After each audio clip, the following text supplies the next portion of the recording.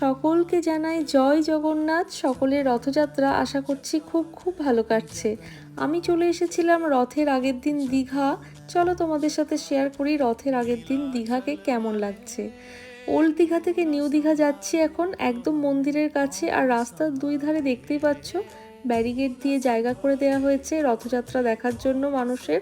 এখন আমরা চলে এসেছি মন্দির চত্বরে, আর বাইরে থেকে মন্দিরটাকে পুরো একটা পাক ঘুরে তোমাদেরকে দেখাবো।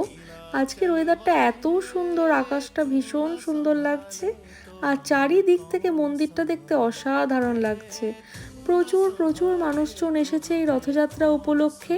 আমরা পুরো মন্দিরটাকে একটা চক্র ঘুরে আসলাম। ভেতর থেকে তো অবশ্যই দেখাবো, আগে বাইরে থেকে দেখাই। এই হচ্ছে মন্দিরের মেন প্রবেশদ্বার। ভীষণ সুন্দর ব্যবস্থাপনা, চারিদিক খুব সাজানো গোছানো। রথযাত্রার আগের দিনের দীঘা সত্যিই খুব সুন্দর লাগলো।